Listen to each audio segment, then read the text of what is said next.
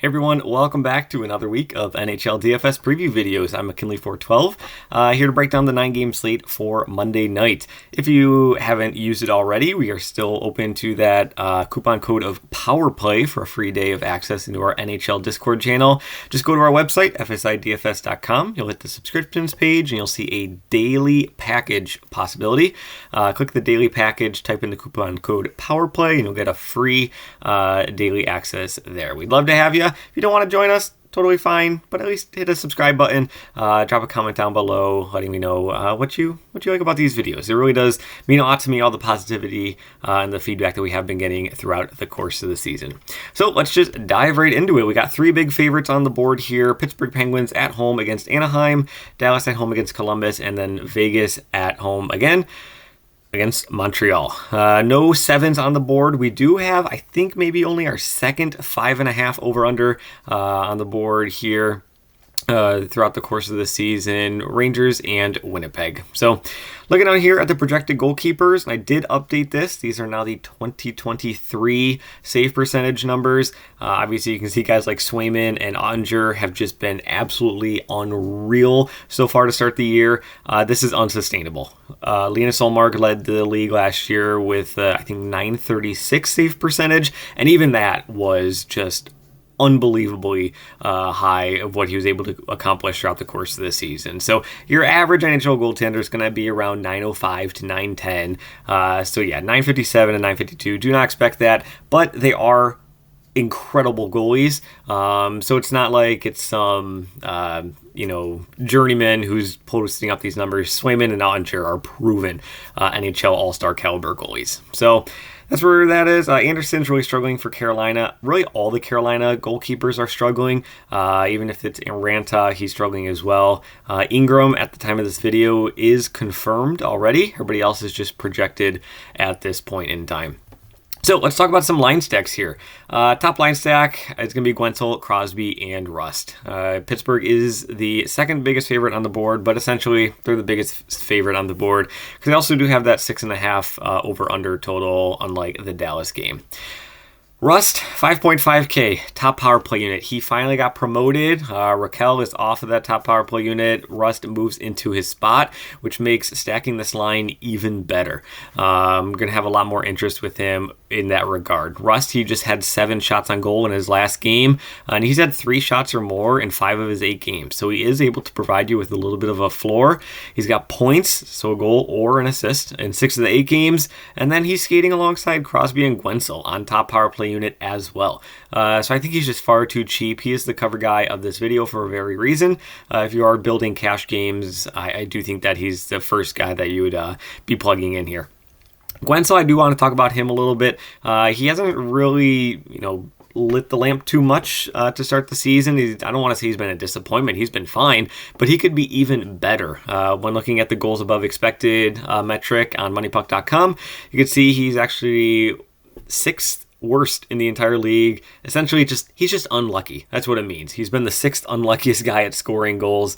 And I don't want to say unlucky because there's times where like a guy should have a goal, but they're bad, and they don't hit it on net. So it's not fully unlucky. But Guentzel, he's a proven all-star in this league. 7K in this matchup is too cheap. I'm gonna have at least 2 of these guys in my cash games. Going on to Dallas, the quote-unquote biggest money line favorite of Robertson, Hintz, and Pavelski. Now, these guys have really struggled to start off this season. Each of them has seen their salaries drop at least $1,000 just in the first 8 games of the year. But this line last year was arguably one of the most productive lines in all of hockey of any team. And now we've seen their prices drop. They have a fantastic matchup going up against Columbus, who just kind of bleeds shots and bleeds goals against. Robertson, it seems maybe he's found his form a little bit more. He's got 6 shots and 4 shots in his past 2 games each, and he's kind of looking more like the shooter that we've kind of come to expect over the course of the past year. I still think that they're going to be pretty popular just because they're at home against a weaker team. They're a big favorite on the board, but probably still not going to garner as much ownership as they should, partially because you have Pittsburgh right along the exact same price tags. Like Robertson and Gwenthal are only 200 apart. Rust and Pavelski are only 500 apart. So I think that they're probably going to see a little bit more of split ownership, or they're going to see less ownership than they probably should, which I think could make for maybe an interesting tournament pivot off of the Pittsburgh chalk. And then this final line, this is GPP only. I didn't want to just jam in all the top, favorites and all that kind of stuff. It's not fun. That's not what we're here to do. We want to get some different options in here. So this is GPP only, but it's going to be the second line for Florida. Now, Bennett, check out his status. He is currently day-to-day. He's been on the IR all season. He did return to practice on, I want to say, Friday. They thought he was going to play the game. He didn't. And then he didn't practice over the weekend, so I don't know what the status is, but he's essentially a game-time decision according to the coach. If he's in, I would expect him to slot onto that second line. I expect it to be Verhaeghe, Bennett, and Tkachuk here. So Tkachuk, we talked about how Gwenthal is minus 2.5 goals above expected, meaning like he should have 2 to 3 more goals than he does have right now. Tkachuk, he has the worst number in the entire league, in that he should have almost 4 more goals than he has currently at the moment. So he's kind of been, bad luck, whatever you want to call it, but the goals are going to be on their way. He is getting his chances. He's getting the opportunities, and the salary still shows that. And I think the fact that he hasn't lit the lamp as much, but the salary has still remained super high, is really going to tank some ownership on him. That, along with, it's just a brutal matchup going up against Boston. They're 7-0-1 on the season.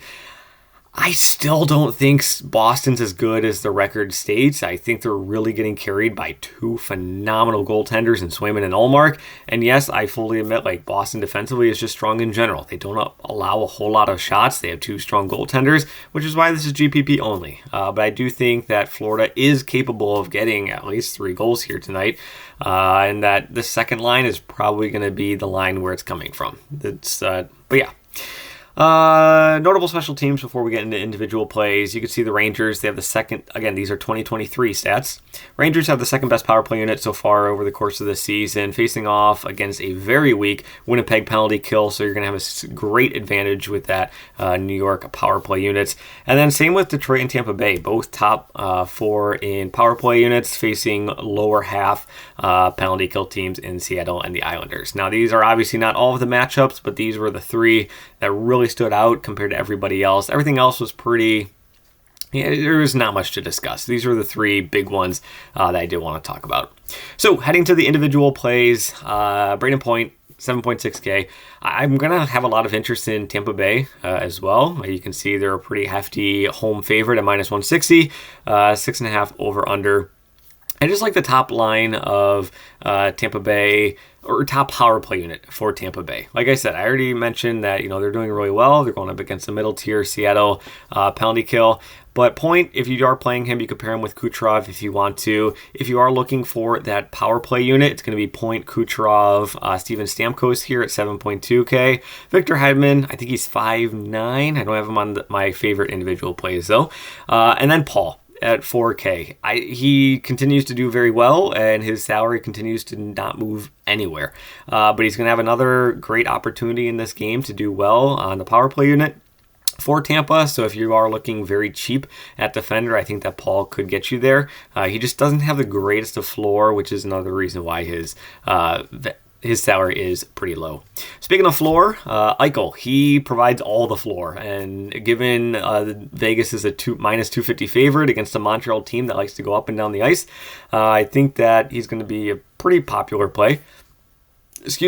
At his price tag. And like I said, he's great in terms of floor because of how much he shoots the puck. Skates on the top line, skates on the top power play unit. He's going to see a whole bunch of ice time. The offense slows through Eichel. Over here, 6.3K, we're going to Bo Horvat for the Islanders, who are a pretty decent favorite against Detroit. Now, Detroit has looked phenomenal to start the season, but as I was doing some digging into just like the different numbers and statistics, analytics, metrics, whatever you want to call them, Detroit's been one of the luckiest teams in all of hockey, but they still, regardless, lucky or unlucky, they play a very fast-paced game, and the Islanders, they have not shown to be the Islanders of previous years. They seem to be, playing in a little bit higher scoring games, getting the offense going, all that kind of stuff. So I think that Bo Horvat at 6.3K can provide you with a nice floor if you want to get a little bit different and get off the chalk guys of Crosby, Hintz, Point, and Eichel, who I think are probably going to be the four most popular centers on this slate. Barrett Hayton, top line for Arizona. Arizona is almost a minus 200 favorite. I don't think I've seen that maybe in the past 5 years. When has Arizona been this big of a favorite? But they're going up against Chicago, and Arizona's looking, I'm not going to say playoff bound. I'm not saying that. But they look a lot better than the disaster that they have been over the past decade. Hayton's going to be skating on that top line. He's the center for the top line. He's got a top power play unit as well. He hasn't lit the lamp yet this season, but still, he's shooting the puck, and really that's what we want from our skaters. We want them to at least be shooting so that they get the opportunity to score goals. And then Sean Couturier at 4.7K, skating for Philadelphia, going up against Carolina. Carolina, again, they're kind of like the Islanders here in that, nobody wanted to play, you never wanted to play guys against Carolina because they just never allowed anything to happen offensively for the other team. And they're still kind of not to an extent. They're still one of the best teams at limiting shots to opposing teams. But their goaltending has just been so bad. You got to have at least some interest in this Philadelphia squad, in my opinion. So you could go with Couturier. You could go with Konechny here. Cam Atkinson's another guy that you could be going for. But either way, 4.7. And then Paul, 4K. I already talked about him. Kucherov, already talked about him. Skating on that top line, top power play unit with Point. Clayton Keller. You could pair him with Barrett Hayton, skating on that top line. I really did think about putting in this top line for Arizona because I really do like them, because I don't think they're going to see a lot of ownership at all. Even though they're doing fairly well and they're going to be a pretty big favorite, I still don't think people are going to be paying up their salary for Arizona guys. It's just, I feel like it's just instilled in us over the past decade of DFS NHL that you just don't play Arizona. But they're doing well. So Keller at 7.7, you can pair him with Hayton if you want. You can also pair him with Nick Schmaltz at 5.4K. Another guy who I would have a lot of interest in, and another guy who has been producing so far throughout the course of the season. Stamkos, talked about him. Barzal, you could pair him with Bo Horvat there. Tippett, another Philadelphia guy. Again, I feel like I might like Philadelphia more than I should. Might come back to bite me, but it is what it is. And then Bjorkstrand, if you are going cheap at winger, 3.5. He's just a guy who's just going to generate shots on net. Tampa Bay has allowed, I think it's either the second or the third most shots on net per game so far over the course of the season. So even if he doesn't light the lamp, if he can get you, 3 to 5 shots, or maybe even get that shot bonus, he'll be paying off his salary even if he doesn't light the lamp at all. Going over to defense, Noah Dobson for the Islanders, 6.6K. This guy has been a floor machine. He's doing everything. He's scoring goals. He's getting assists. He's shooting the puck. He's getting shots on goal bonus. He's getting the blocked shot bonus as well. He's seeing a ton of ice time. I think that he's in for a great spot here if you can get up to the 6.6K price tag on defense. If you want to go a little bit cheaper, you go with Charlie McAvoy for Boston, facing off against Florida. It's a Dobson light. I'd still rather go up to Dobson if you do have that extra 200. Carlson, he's a guy that you could pair with Quentin, Crosby, or Russ, skating on that top pair defense for Pittsburgh, but also skating on a top power play unit for Pittsburgh. The issue, I want to say, though, is that Pittsburgh's defenders honestly have not generated as much offense in terms of the score sheet as we would have expected or as we would have hoped throughout the course of the season. But still, things can change. Carlson is an elite offensive defenseman, and I don't see it slowing down this quickly. So I do like him at 6.3K. And then Heiskanen's a guy that you could pair with the second line, the top Dallas line, but the line here of Robertson, Hintz, and Pavelski. Seth Jones, 4.6K. He's a guy who shoots the puck, blocks he's going to get the peripherals in a lot of stat categories. He's able to get on the score sheet with assists, skating on the top power play unit. He's not afraid to shoot the puck. He's not afraid to get in front of pucks to get the block shot bonus. And he's actually seen his salary decrease a little bit here. He was in the low to mid 5K range. It's down to 4.6K. Going off against Arizona, I think it's a fine matchup. I don't think it was the matchup for DK to lower his price, 500. Yeah, it is what it is. And then Caden Gooley for Montreal, 3.3K. He was injured for a little bit, but he's one of the better shot blockers for Montreal, especially now that Savard is not there and he's on the IR. I can see Gouli at 3.3K being a guy to get that block shot bonus. And if he does that, I mean, he's already paid off his salary. He doesn't need to do anything else if he gets that block shot bonus. But he's going to see a ton of ice time for Montreal. Vegas is going to be peppering shots, just what they do. So he's gonna have a lot of, or he's going to have a key role in this game here. So I don't mind him at a cheap 3.3K. And then these are the full lines that also correlate on the power play if you do want to look into them. Boston 1 and 2. Yeah, I'm not going to read them all. You can look at them there.